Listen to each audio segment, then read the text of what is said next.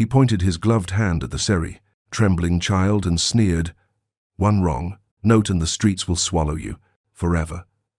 The crowd roared with cruel laughter, expecting her to break.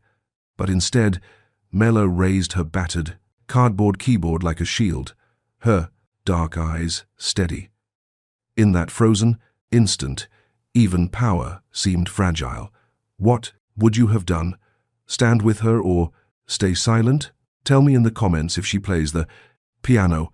I'll adopt her. Lucas Brandt said with a laugh that cut through the chill of Vienna's winter air. It was supposed to be a joke, a passing comment, thrown into the crowd, gathering along Kentner Strasse, but the words hung heavier than he anticipated. The street, alive with tourists, buskers, and the steady clip of footsteps on cobblestone, suddenly paused as if the city itself leaned in to listen. The girl he spoke about stood in front of him, wrapped in a frayed red scarf that had seen better days.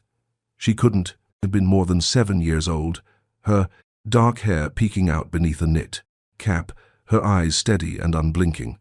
In her arms she carried something both laughable and heartbreaking, a piece of cardboard carefully marked with black lines to mimic piano keys. The edges were worn, smudged with fingerprints, and yet she held it with the pride of someone guarding treasure. Lucas adjusted the leather gloves on his hands, the gesture calculated, elegant. Every movement he made bore the polish of wealth and control. As the CEO of one of Europe's fastest-growing tech firms, he was accustomed to attention, accustomed to shaping perception. People laughed at his comment because they expected to. That was the nature of power. It drew out reactions even when none were deserved. But the girl didn't laugh. She tilted, her head, eyes narrowing as if she were weighing him. "What will you have me play?" she asked, her voice quiet but clear. The question unsettled him. He had expected tears or perhaps an embarrassed shuffle away. Instead, she met him head-on, her small hands adjusting the cardboard keyboard as though preparing for a recital. "Play," Lucas echoed, forcing another smirk. "You can't really believe." "Dry," her said a voice. It was Thomas, a stocky man in his 50s, wearing the grey uniform of a janitor. His face was weathered, lined by years of hard labor, but his eyes carried a protective fire as he stepped in front of the girl. "She doesn't need your jokes." The crowd stirred. A violinist who had been playing nearby lowered his instrument. A group of tourists raised their phones higher, sensing something worth capturing. Even a receptionist from the Elancy, Music Vereen, wearing her name badge, like armor, edged closer to see. Lucas let the silence stretch, enjoying the result tension. Then he gestured toward the gleaming facade of the Music Vereen across the street. "Vienna is full of pianos," he said, smoothly. "We'll borrow one. 2 minutes. If she plays something worthy, I'll keep my word. Adoption lessons, a new life. If not, she admits this fantasy ends here." The receptionist startled herself by speaking up. "The Bösendorfer in chamber. C is free for a short time." Her words felt reckless as soon as they left her mouth, but something in the girl's stillness compelled her. Lucas's smile widened all charm once again. "Perfect." The girl looked past him toward the golden building, her eyes widening as though beholding a cathedral. She lifted her wrist to adjust the scarf, and a faint melody chimed out. Lucas froze. The sound came from a small, battered music box tied to her wrist with twine. The tune 8 fragile notes stabbed at, a part of him he had buried. For the briefest moment, his composure cracked. Then he recovered. "Name your piece," he said quickly, masking the tremor in his technics class voice. "I don't win families," the girl replied simply. "I play stories." No one in the crowd laughed. Inside the Music Vereen, the foyer smelled of polished wood and history. Tourists trailed behind, whispering, while the receptionist led them toward Chamber C. The Bösendorfer sat in the center of the room, like a patient giant, its ebony surface reflecting the amber glow of the stage and lights. The girl didn't rush to the bench. Instead, she placed her cardboard keyboard on top of the fallboard, aligning it with meticulous care as though introducing old friends. "She's stalling," Lucas murmured. "No," Thomas said. "She's preparing." When at last she slid onto the bench, her feet dangling far above the pedals, her hands hovered over invisible keys. She played in the air first, her fingers tracing notes no one else could hear. Her lips moved faintly, counting, remembering. Then she turned to the actual instrument. The crowd pressed closer. The violinist tucked his bow under his arm. The retired soprano who had wandered in from the street clasped her hands together. The teenager Liv, streaming from the back, whispered, "Updates to thousands now watching." "Play," Lucas said again, softer this time. The girl placed her fingers on the reel. "Keys," she whispered, not to him, but to the piano. "Listen first." Then the music began. It started with a single note pressed so gently that it seemed to hover in the air, waiting. The next followed, and then another, weaving into a line of melody that unfolded with a maturity none of them expected. It wasn't mechanical, it wasn't mimicry, it was storytelling phrased with breath, colored with dynamics, alive with an instinctive understanding of where silence mattered more than sound. The soprano gasped. Thomas clenched his jaw. The violinist, without meaning to, lifted his bow and added a single trembling note to the air. The receptionist forgot. She was supposed to be working. The teenager's phone buzzed with comments, racing faster than she could read. Lucas didn't move. He recognized something in the way the child played, something that pulled him backward in time to a night he'd spent trying to ignore. The sound of a lullaby drifting from a neighboring room, a lullaby carried by the same 8 notes from the music box now tied to this girl's wrist. She played on her small hands, stretching for chords too, large, yet finding ways to roll them seamlessly, turning limitations into artistry. She swayed with the rhythm, her face a mirror of the story she carried inside. Triumph, longing, heartbreak, emotions that should have been beyond her years, poured out effortlessly. When at last she struck the final cadence, her hands lifted slowly as lefty grace. Though reluctant to let the music end, the sound lingered, then dissolved into silence, so complete that it felt sacred. The crowd did not applaud immediately. They held their breath, suspended in the afterglow of something extraordinary. Only after a long moment did the soprano begin to clap softly at first, then with rising fervor. The others joined their applause, filling the chamber until it thundered off the walls. The girl turned, her gaze back to Lucas. "Was that worthy?" she asked. For once he had no ready answer. He could only look at her, then at the music box, and finally at the piano that had just forced him to confront a memory he had long tried to forget. His own words came back to him, replayed by the dozens of phones still, recording, "If she plays the piano, I'll adopt her." In that moment, he realized he had made a vow he could not undo, not because of the crowd, not because of pride, but because something in the music had taken hold of him. The melody was no longer just hers. It belonged to him as well, a mirror reflecting a truth he had buried. The girl blinked, waiting. He swallowed hard, the weight of her question pressing against everything he thought he knew. For the first time in years, Lucas Brandt, the man who believed nothing could surprise him, found himself at a loss for words. The chamber was nearly empty now, but Mila refused to leave the bench. She kept her cardboard keyboard balanced across her lap, tracing the worn paper, keys with the devotion of someone guarding a secret. Thomas stood nearby, watchful as ever. Lucas remained at the back, unsettled by what he had just witnessed. The receptionist cleared her throat clearly, unsure if she had made a mistake letting them in. "That was unexpected," she said, carefully. Her eyes softened when Mila looked up. "I don't think I've ever seen a child play like that. Mila smiled faintly. I wasn't playing for applause. I wanted the piano to listen. The room stilled again. A retired soprano who had slipped in during the commotion dabbed at her eyes.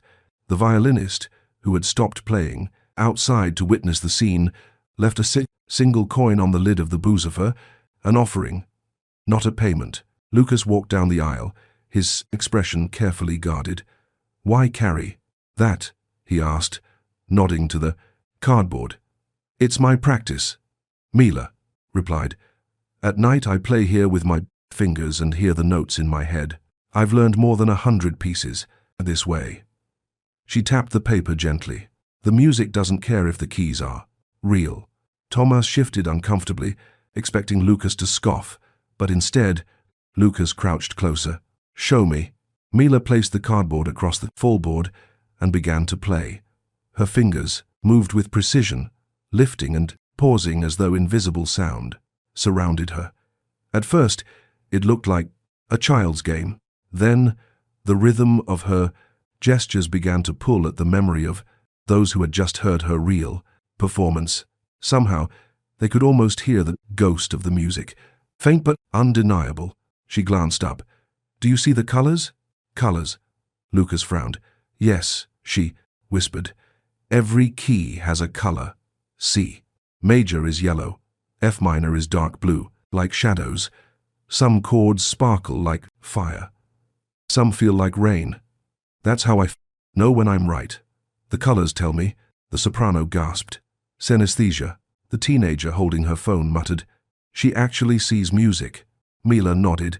Music isn't only for ears. It's for the eyes of the heart. Lucas, usually quick with words, stayed silent.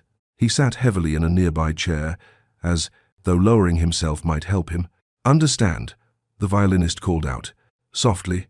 Could you play both? First on paper, then on the piano. Mila nodded. She played a short phrase silently on the cardboard, then slid it aside, and continued flawlessly on the Bösendorfer, exactly as if the paper had passed its memory to the instrument. The crowd murmured in astonishment. An elderly professor with sharp eyes stepped into the room. He had been listening from the doorway. Child, he demanded, where did you learn to phrase Chopin like that? By listening, Mila answered simply. I stand outside the DAF practice rooms. I know which teacher is kind, which student rushes, which pianist breathes between the notes. I copy the good ones and learn from the mistakes. The professor shook his head slowly. Impossible. And yet, here it is. Lucas's gaze dropped to the tiny music box tied to Mila's wrist. Those 8 fragile notes had haunted him since the first time they chimed. He wanted to ask, but his throat tightened. He had buried that melody long ago. Where did you get this? He asked. Finally, his voice rougher than he intended. Mila stroked the box. I've always had it.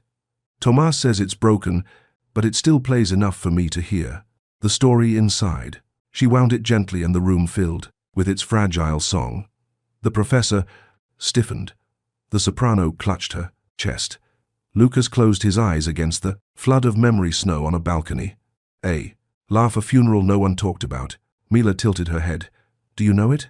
Lucas opened his mouth but found no words. The sound of the box had tangled itself around something he could not yet face. The teenager broke the silence. This is Liv. Thousands are watching right now. She turned her phone to show the flood of comments. Disbelief, awe, pleas for the girl's name. Domage tensed. We should go. Too much attention brings trouble.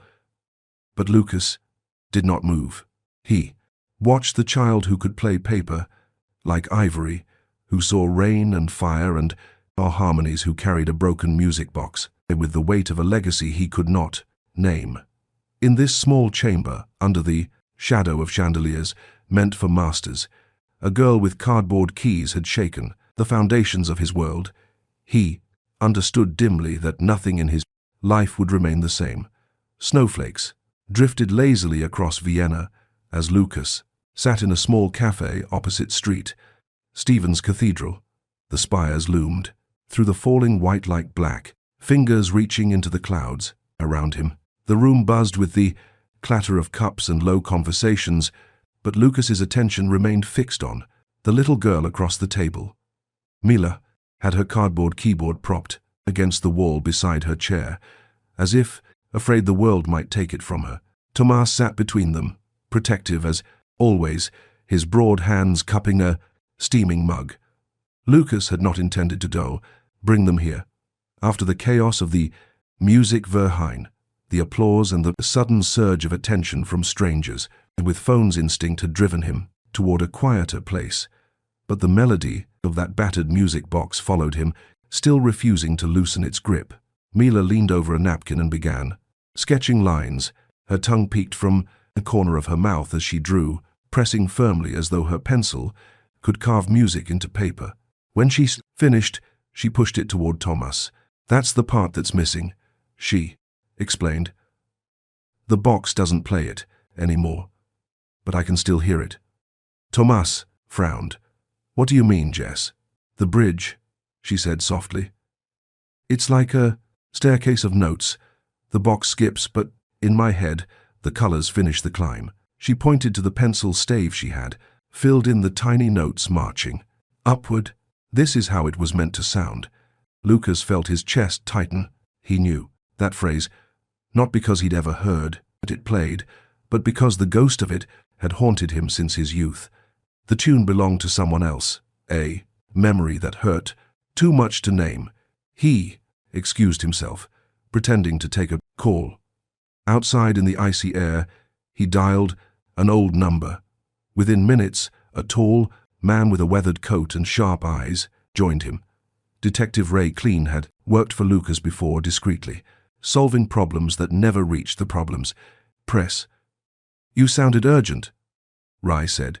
"It's about a child," Lucas admitted. "Her name is Mila. She carries a music box. It plays a melody I haven't heard in years." He hesitated before finishing. "It belonged to my half-sister, Elena Mark." Ray studied him carefully. "The sister you never speak about. She died near Salzburg." "Lucas," said voice taut. "A train crashed years ago. I thought the melody was buried with her. And now this girl. She plays it. She hums it. She's filled in the notes as if she knew." Ray opened his worn leather notebook. "I'll trace the box. If it came from Elena, there will be some record, but you should be prepared. If this child is connected to in your family, there will be others interested too." Lucas's pulse quickened. "What do you mean?" "There are collectors, patrons, people who see children with talent as possessions. You've been in that world, Alex. I know how they operate. If her name spreads, she'll draw attention. You don't want."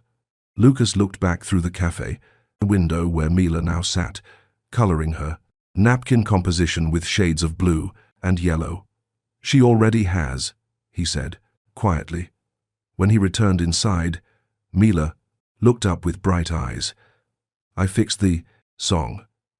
Do you want to see?" He sat opposite her and studied the napkin. The notes were clumsy, but the shape was unmistakable. It was Elena's lullaby, the one she had written as a teenager, humming it on balconies when she thought no one was listening. Mila had restored it with a child's hand, but with uncanny accuracy. "Where did you learn this?" Lucas asked, unable to mask the tremor in his voice. Mila shrugged. "It's always been inside me. I thought everyone heard it." Tomas shifted in his chair. "She was found at a shelter with that box. Nothing else.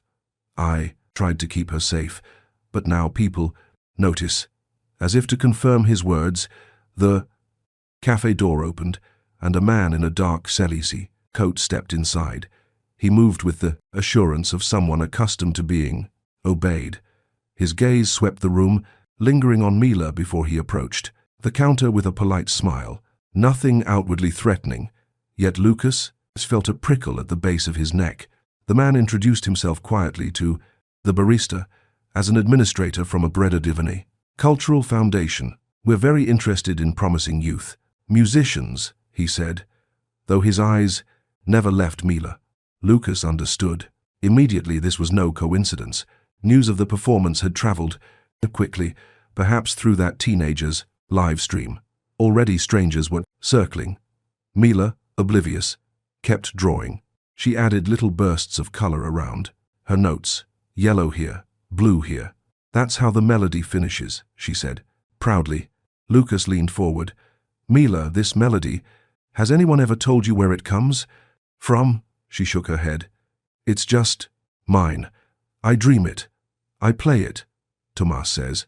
It's my song. But Lucas knew otherwise. It was Elena's song, and if the girl could fill in what the broken box no longer played, then she carried more than talent. She carried memory blood, legacy. The administrator at the counter finished his coffee and left without another word. Yet his glance back at the fellet the table was enough to confirm what Ray had warned. Eyes were already on this child. Lucas reached for his wallet, sliding a card across the table to Tomas. For the second, shelter. Whatever debts remain, consider them cleared. No one will chase you for money again. Tomas hesitated. Why would you? Because I have to, Lucas interrupted. His voice was firm, but his eyes betrayed the storm inside him. This isn't charity. It's a promise. Mila leaned across the table, her napkin held. Hi. Look, the story's complete now. Lucas took the paper carefully as though it might crumble in his hands. The staircase of notes climbed higher and higher, finishing in a cadence so gentle. Ite heart. He heard Elena's voice, whispering through time, blending with Mila's innocence. For the first time in years, Lucas felt tears sting his eyes, not from weakness, but from recognition. The melody had a name, and it was one he had tried to forget. Mila had carried it back to him, a message hidden in paper keys and colors. Only she could see. He folded the napkin with care, slipping it into his jacket. Keep writing, Mila, he said softly. Your stories matter more than you. No. Outside the cathedral, bells began to canjon, toll, echoing through the city. The sound mingled with the fragile chime of the music box as Mila wound it once more. And in that moment, Lucas knew the dark girl sitting across from him was not just another prodigy. She was the living bridge to a past he had buried and a future he could no longer ignore. Vienna's central station was a place Lucas usually passed through, quickly, insulated by tinted car windows and private platforms. But tonight, he stood in a shadowed corridor behind the ticket counters, his coat collar pulled high, listening for footsteps. Mila clutched his hand, her cardboard keyboard pressed tightly under her arm. Tomas stayed a step behind, scanning the crowd with the wary eyes of a man who had spent a lifetime keeping danger away from fragile things. Ray had warned him. Others are looking, not just collectors, but someone with papers, someone who thinks they have a claim. Lucas hadn't believed it fully until now. The man in the cafe had only been the beginning. At the station, Lucas could feel the tension like cold air on the back of his neck. They slipped into a side stairwell leading toward the basement. Pipes hummed along the walls, the scent of oil and dust filling the air. Tomas whispered, "There's a tunnel connecting to the old postal lines. I worked there once. It's not safe, but safer than waiting for them to find us. Here." Mila's grip tightened. "Are they bad people?" Lucas crouched, so his eyes met hers. "They don't see you for who you are. They see something to own, and that's why we won't let them near you." They moved quickly, their footsteps echoing faintly in the concrete passage. When they reached the locked grate of the tunnel, Tomas pulled a key from his ring. "I knew this would come in handy. Someday." The grate creaked open and they ducked inside. Hours later, when they emerged near the edge of the Prada Park at dawn, the city had changed. Snow dusted the Ferris wheel and the empty rides, the early light painting everything in shades of silver. Mila exhaled in relief, gazing at the rides as if they were a secret kingdom waiting for her. But peace lasted only moments. Standing near the carousel was a tall, impeccably dressed man with silver hair and a cane. His presence was not loud, but it commanded attention. Count Victor von Hellen had once been a name whispered in conservatories and foundations across Europe. A man who poured money into music, but demanded control in return. Mr. Brandt, the Count, greeted smoothly, and his German accent, carrying faint amusement. Running with children through tunnels is unbecoming of your stature. His eyes shifted to Mila, and you must be the sable. Miracle, I've been waiting. Lucas stepped in front of her. She's not yours. Von Halen raised a thin folder. On the contrary, your half-sister, Elena, signed guardianship clauses before her. Death. Desperation makes people trust the wrong hands. These documents make me her rightful custodian. Tomas's jaw clenched. You forged them. Such accusations are dangerous. The Count said lightly. But what isn't? Dangerous is my offer. Walk away, Brandt. Let her come with me. In return, I will fund your foundation, your ventures, 1,000 scholarships if you like. She will have everything. Lucas's voice hardened. Everything but freedom. The Count's smile thinned. Children don't need freedom. They need a legacy. She will stand on the world's greatest stages, and history will remember her. Isn't that what you want? Mila's small voice broke the silence. I don't play to be remembered. I play because the music asks me to. For the first time, von Halen faltered. His eyes narrowed, but his tone stayed calm. Such is poetry in one so young. All the more reason she needs guidance, not sentiment. Lucas took Mila's hand and turned away. We're done here.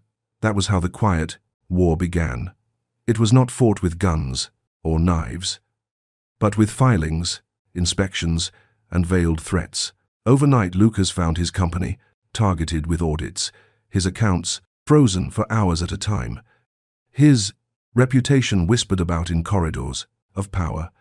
A wellness inspector arrived, unannounced at the shelter where Tomas volunteered, questioning Ma's care. Anonymous reports tried to frame Tomas as unfit, but for every move Lucas countered, he hired lawyers who specialized in guardianship law. He paid off debts that could be twisted into scandals. And most of all, he began to build allies, not with money, but with music. The violinist from Knurrstrasse gathered street musicians to play benefit concerts. The retired soprano called in favors from old colleagues. The professor, once skeptical, stood before television cameras and declared Mila, a genius whose gift belonged not to patrons, but to the people. A youth, an orchestra, invited her to rehearse their young players, shielding her as though she were their sister. Mila herself changed, too. No longer just a girl with a cardboard keyboard, she began writing her own music. Short, halting at first, then longer, more daring. She called them windows because each piece, she said, opened onto a view the world hadn't seen yet. At night, Lucas would sit beside her as she practiced, not as a critic, but as a student. She taught him how to count, breaths between phrases, how to listen for the color of a chord. He had never been so slow in his life, and yet he had never felt so alive. The Count continued his campaign, sending lawyers with offers, then threats. Finally, he requested a meeting, private and formal. Lucas agreed, knowing refusal would only embolden him. They met in a quiet library, shelves towering around them. Von Halen tapped his cane against the floor. You fight nobly, but you cannot win. The law is written on my side. Accept my deal. Step aside, and she will have everything. Lucas stared at him, remembering Ma's napkin composition, her colors of rain and fire, the way she said she played for stories. You're wrong, he said. The law is written on paper, but music is written in people, and people are standing with her. Von Holland's eyes darkened. Then you choose war. It's already chosen, Lucas replied. And Count leaned back, his smile returning. Very well, but wars have casualties. Be sure you're ready to pay the cost. When Lucas returned home that night, he found Mila asleep at the piano, her hand resting gently on the cardboard keys, still lying beside the Bösendorfer. He covered her with a blanket, listening to her steady breathing, and vowed, silently, that whatever the Count had threatened, he would not let her be taken. Outside, Vienna's streets glittered with winter lights. Inside, Lucas understood what was at stake. This was no longer about business or pride or even legacy. It was about love, the quiet, stubborn kind that refuses to yield. No matter how loud the world becomes, the war would continue, fought in papers and hearings and whispered corridors. But he knew where his allegiance lay. It belonged to the girl who saw music in colors and carried stories in her hands, and he would fight for her note by note until the silence broke. Spring sunlight spilled across the gardens of Schönbrunn Palace, gilding the fountains and statues in a glow that felt almost unreal. A temporary stage had been built near the hedges for the spring festival, and, beneath the ornate arches of the palace, an audience gathered tourists, locals, students, musicians, even officials who rarely came to public concerts. Somewhere among them, Count Victor von Halen sat with his polished cane resting. Across his knees, his presence as sharp as a blade hidden in silk. On stage, Mila sat at the Bösendorfer, her feet still far from reaching the pedals, but her posture as regal as any maestro. In front of her, a stack of papers filled with her own handwriting, her newest composition, Vienna Window Suite. She had written it for Thomas. She explained, because he had given her the first safe window to look through. The orchestra behind her tuned their instruments, ready to accompany her piece. But for the moment, all eyes were on the girl whose story had become a quiet storm across the city. The custody battle had reached its climax only hours earlier in the courthouse. Lucas had stood with Thomas at his side, Mila between them, while arguments raged.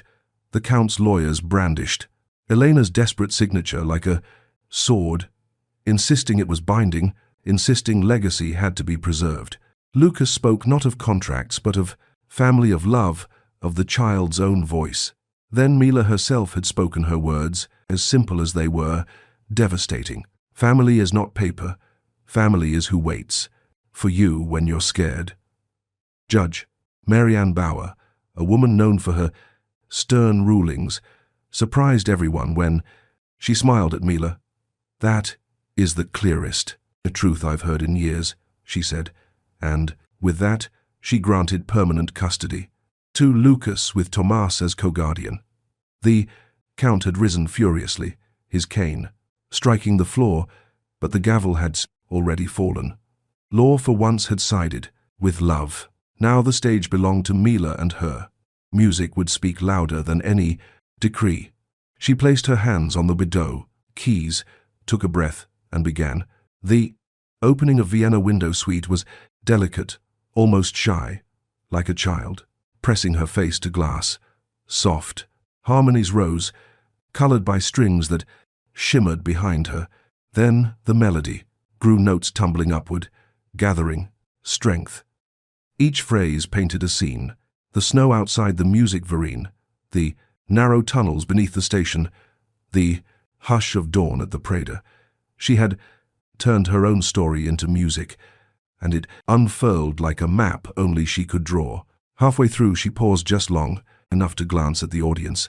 Her eyes landed not on Lucas or Thomas, but on Count von Holland, and then, with the bon Blair's grace of someone twice her age, she invited him forward with a small gesture. Murmurs swept through the crowd as the Count rose stiff with suspicion, but Mila only smiled and held for out the page of her composition. Would you turn for me, bit? It was not surrender, but something greater. She was giving him a role, not as her master, but as a servant to the music. The Count's jaw tightened, but under the weight of hundreds of eyes, he accepted. He stood beside her, turning each sheet when she nodded, powerless to do more. History would not remember him as her keeper, but as her page-turner. The final movement soared the orchestra, swelling until the palace gardens seemed to breathe with the sound. It ended not in thunder, but in a single, fragile cadence sustained until silence became part of the music. Mila lifted her hands, and the note lingered long and unbroken, as if it would never fade. The applause crashed over them like a wave. People rose to their feet, shouting her name. Lucas stood too, but his eyes were wet, his pride tangled with awe. Tomas clapped with the strength of a man who had carried a child through storms and finally sat her down in sunlight. Later, as the crowd dispersed, Ma sat, cross-legged on the stage, her keyboard resting beside her, as it always did. Lucas joined her, lowering himself to the boards. "Do you know what you did today?" he asked. She tilted her head. "I told a story. More than that," he said, his voice thick. "You showed the world who you are." She smiled, then dug through her satchel and handed him a livery sheet of paper. On it were 2 staves of a new duet. The left hand, simple, steady. The right hand, daring and gayfer, lyrical. "This one is for you," she said. "You can play the left, I'll play the right. That way, we'll finish it." Together, Lucas stared at the page, then at her, and for once he didn't think about business or legacy or even redemption. He thought only of a promise, a long note that doesn't break. He reached out and took her small hand. "Let's begin," he whispered as the sun dipped behind Schönbrunn, the gardens filled with the sound of laughter and scales of Thomas, humming along of Lucas fumbling through the bass line while Mila carried the melody with ease. Family, not by paper, but by choice, played their first duet, and above them the music box in her satchel chimed softly, no longer broken, its song, completed by the hands of a child who had turned loss into legacy and legacy into love. In that golden hour, the long note held, steady, promising it would never break. From the moment Lucas Brandt sneered on Kentnerstrasse, mocking a child who carried nothing but a cardboard keyboard, no one could have predicted the journey that followed. He had everything: money, influence, the confidence of a man who believed the world existed for him to shape. Mila had nothing but her gift. A gift, too fragile to be noticed and too radiant to be hidden. Yet in the clash of those 2 lives, something remarkable happened. Arrogance met innocence, and arrogance broke. Mila proved time and again that music does not belong to the privileged. She learned Chopin not from a conservatory, but from cold sidewalks, listening through windows, tracing notes on cardboard keys. She played with colors only she could see, and when her fingers finally touched a grand piano, the world heard. Not a child imitating masters, but an imitating masters, artist telling stories that had never been told before. Thomas stood steadfastly by her side, a quiet guardian, whose love filled the gap where society had failed, and Lucas, drawn at first by curiosity and pride, found himself unraveling a truth he had long denied, that family is not a transaction, but a vow. The battles they faced were not only on stage, but in the shadows, forged documents, whispered threats, and a Count determined to own Mila's gift. Yet for all his power, he could not bend her. In the courtroom and in the concert hall, it was her voice, steady and pure, that shifted the tide. When the judge ruled in her favor, it was not merely a legal victory. It was proof that love, loyalty, and authenticity still hold power in a world crowded with greed. By the time Mila performed at Schönbrunn, she no longer played just for herself. Each note was for the streets that raised her, for Tomas, who carried her through the dark, and for Lucas, who chose to stand not as a benefactor, but as family. The long note she held at the good The end was more than music. It was a promise that her story would not be broken, no matter how the world tried to silence it. And what does this story leave us with? A lesson, as old as it is. Urgent, true worth cannot be purchased, borrowed, or stolen. It lives inside, each of us waiting for the courage to speak. In a society that measures people and by wealth and status, Mila reminds us that greatness often grows in silence, nurtured not by privilege, but by persistence and love. If you take anything from this story, let it be this. Do not underestimate the fragile, for they often hold the strongest truths. Protect what is beautiful, even when the world mocks it. And remember, the most powerful music you will ever play is the one you live out in. How you love and who you choose to stand beside. If this story touched your heart the way it touched mine, I invite you to subscribe to this channel. Every click, every comment, every subscription gives us the strength to bring you more stories that inspire, challenge, and remind us of what really matters. Let's keep this community alive, sharing stories that light the dark and give us hope for tomorrow.